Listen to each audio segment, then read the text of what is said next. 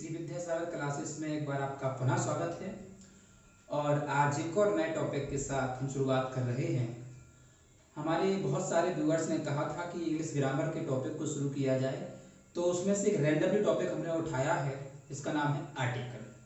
दोस्तों, आर्टिकल अंग्रेजी की जान है, बैकबोन है, रीढ़ की हड्डी है। बिना आर्टिकल के दोस्तों अंग्रेजी पढ़ना या समझना की कल्पना नहीं की जा सकती। आइए शुरुआत करते हैं इस टॉपिक को। इसका नाम है आर्टिकल।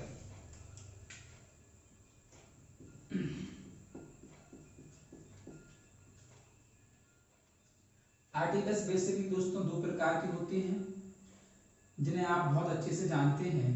पहला होता है दोस्तों इनडेफिनेट और दूसरा होता है दोस्तों डेफिनेट। बहुत सारे बच्चे जो छठवीं क्लास, सातवीं क्लास, आठवीं क्लास में पढ़ते हैं वो कंफ्यूज हो जाते हैं, सर इनडेफिनेट डेफिनेट ही नहीं समझ पाते हैं। और दोस्तों ये आर्टिकल कोई छठवीं क्लास का कोर्स नहीं है। छठवीं से लेके आप चले जाइए, अंग्रेजी जहाँ तक बनी है वहाँ तक आपको काम आएगा। कॉम्पिटिशन एग्जाम में काम आएगा, 10th 12th में काम आएगा, हर जगह आर्टिकल काम आता है दोस्तों। तो इस आर्टिकल को पढ़ने से पहले इसके रूल समझने पड़ेंगे।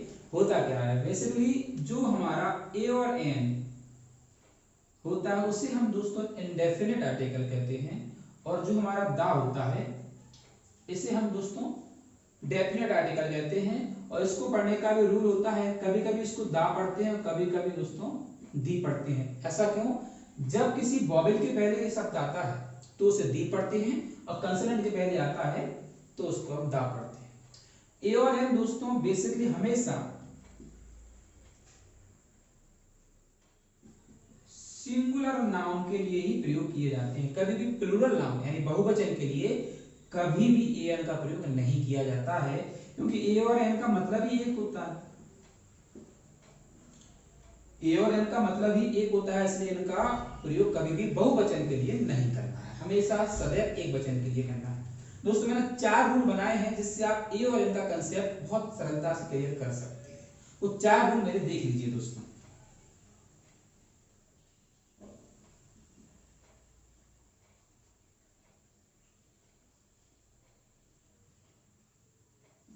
पहला रूल है वी टू वी।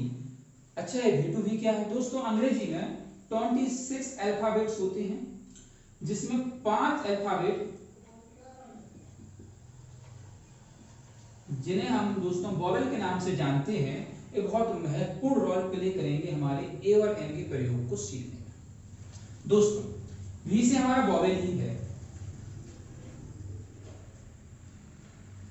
मैंने यहां 2 बार वॉवेल इसलिए लिखा है क्योंकि एक बार वॉवेल अंग्रेजी में लिखा मिलना है और दूसरा वॉवेल हिंदी उच्चारण में लिखा होगा। ध्यान से देखें दोस्तों, हिंदी उच्चारण से मतलब क्या है, एक एग्जांपल ले लेते हैं। जैसे मैंने कहा दोस्तों आपसे, कोई भी एक एग्जांपल ले लेते हैं। मैंने कहा एलिफेंट। दोस्तों इसको लिख के देखिए आप हिंदी में, तो ये उच्चारण हुआ है, इसका साउंड हमें चेक करना है। यदि किसी वर्ड का या नाउन का साउंड वॉवेल से शुरू होता है हिंदी में, वॉवेल किसको हिंदी में कहां से कहां तक होगा दोस्तों? आ से आहा तक शुरू होता है। ऐसी स्थिति में हमारा सदैव आंसर यदि एक वचन है तो एन होगा, इसलिए यहां आंसर हो जाएगा एन एलिफेंट। तो रूल नंबर 1 था V to V. Rule number 2 है दोस्तों सी टू सी। सी टू सी यानी कंसोनेंट से कंसोनेंट तक, व्यंजन से व्यंजन तक। एग्जांपल ले लेते हैं दोस्तों। मैंने लिखा बुक, तो ये बुक अंग्रेजी में लिखा हुआ है, इसको हिंदी में लिखेंगे तो आएगा दोस्तों बुक। और ये वाह हमारा आ से आ के बीच में नहीं आता है, यानी ये व्यंजन में आता है, और व्यंजन में आने के कारण इसका सदैव आंसर होगा दोस्तों ए। अतः मैं यहां लिख सकता हूं आंसर में आ बुक। दोस्तों मेरा तीसरा रूल है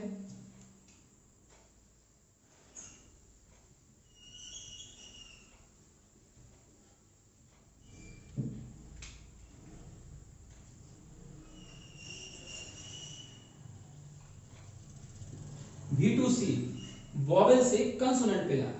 ये क्या बात हुई दोस्तों? ऐसी बात हुई जैसे मैंने लिखा यूनिट, तो यहां पर शुरुआत तो वॉवेल से हुई, लेकिन जब मैं इसका हिंदी उच्चारण करता हूं तो यहां पर आता है यूनिट।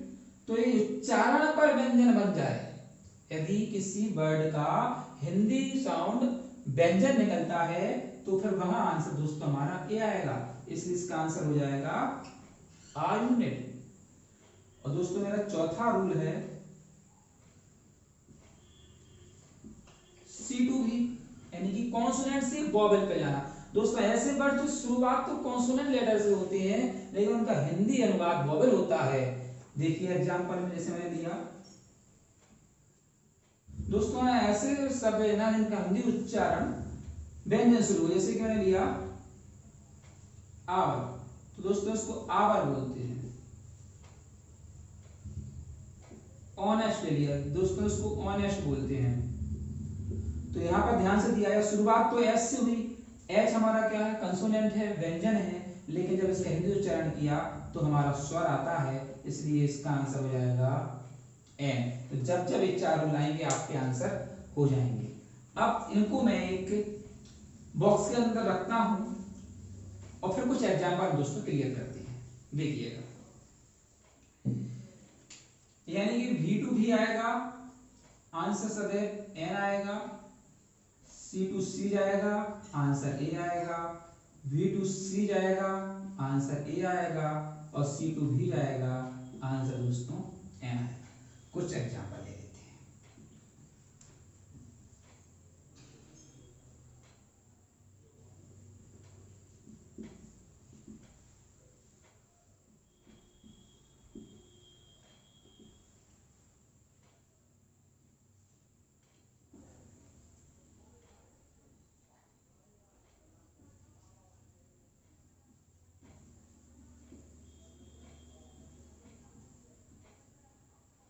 दोस्तों यहां पर लिखा है एम्प्टी, तो एम्प्टी शुरू होने वाला है एम्प्टी, तो यहां पर ये शुरुआत तो वॉवेल से हुई और इसका हिंदी अनुवाद भी वॉवेल से हुआ, तो वॉवेल से वॉवेल जब भी जाएगा हमारा दोस्तों आंसर क्या हो जाएगा? एन। ये लिखा है ऑर्डिनरी, तो ऑर्डिनरी की शुरुआत ओ से होगी, ओ भी हमारा स्वर है और ये ओ भी स्वर है, स्वर से स्वर जब जाता है दोस्तों आंसर क्या हो जाएगा? एन। ये लिखा है बॉक्स, तो बॉक्स लिखा हुआ है दोस्तों, और बॉक्स का जो वा है ये भी हमारा क्या है दोस्तों? कंसोनेंट है, और बा क्या है? ये भी व्यंजन है, तो व्यंजन से व्यंजन वाली जब भी जाएगा दोस्तों आंसर हो जाएगा ए।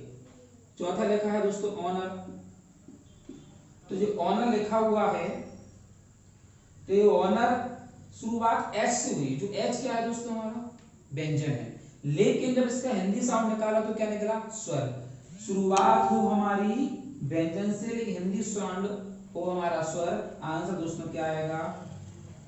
एन। 1 रुपी नोट, ये लिखा है 1 रुपी नोट, वाह, शुरुआत तो दोस्तों हुई वॉवेल से, लेकिन इसका हिंदी साउंड निकला व्यंजन, तो दोस्तों आंसर क्या हो जाएगा? ए। तो दोस्तों ध्यान रखा जाए ए और एन का प्रयोग हमेशा सिंगुलर नाउन के लिए किया जाता है और ए और एन का प्रयोग कभी भी प्रॉपर नाउन के लिए नहीं किया जाता है। ठीक है ना दोस्तों? अब हम देखते हैं इसका एक और महत्वपूर्ण पार्ट 2, जिसे हम बोलते हैं यूज ऑफ द या डेफिनेट आर्टिकल।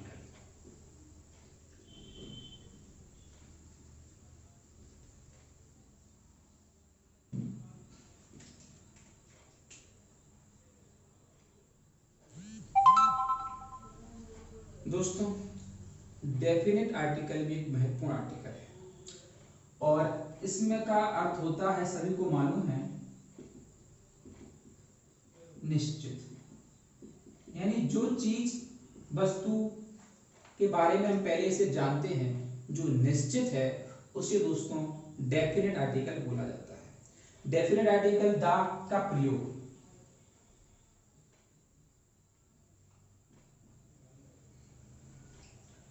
जैसे मैंने कहा दोस्तों, मैं किसी दुकान पे गया और मैंने दुकानदार से कहा आई वांट अ पेन, और मैंने एक बार और कहा आई वांट द पेन, तो दोनों में क्या अंतर है? I want a pen, I want the pen. मैं एक पेन चाहता हूं, मैं एक पेन चाहता हूं, दोस्तों जब मैंने दा का प्रयोग कर दिया तो मैं किसी स्पेशल विशिष्ट पेन की बात कर रहा हूं कि मुझे वो विशिष्ट पेन चाहिए। और जब मैं आ की बात करता हूं तो मुझे कोई सा भी पेन चाहिए दोस्तों। आ लगने से उसका अर्थ हो जाता है कि मैं कोई भी पेन लेने के लिए तैयार हूं, लेकिन जब दा का प्रयोग कर रहा हूं उसका मतलब है मेरा कोई विशेष पेन। तो विशिष्ट के लिए भी हम इसका प्रयोग करते हैं। दोस्तों कुछ हम एग्जांपल लेंगे, जैसे यूनिक। जो भी संसार में दोस्तों यूनिक है उन सब के लिए दा का प्रयोग करेंगे। यूनिक में क्या क्या आएगा दोस्तों? सन आ जाएगा, सन, मून, अर्थ, ये यूनिक है दोस्तों। दोस्तों रिवर, संसार में जितनी भी रिवर्स हैं वो सब के लिए हमें दा का प्रयोग करना है। जैसे गंगा है, यमुना है, जितनी भी दोस्तों रिवर्स हैं।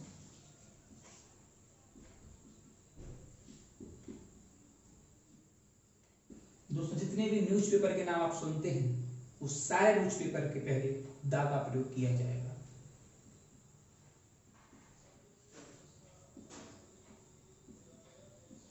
दोस्तों जितनी भी हॉली बुक्स आपने सुनी हो, गीता है, रामायण है, बाइबल है, कुरान है, इनके पहले हमेशा दा का प्रयोग किया जाएगा।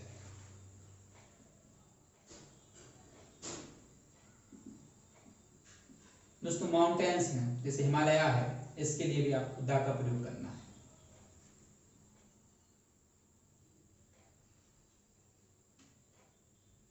और भी ले लेते हैं दा का प्रयोग जहां होता है। जैसे कि दोस्तों हमने देखा होगा, एक एग्जांपल से आपको बताता हूं। जैसे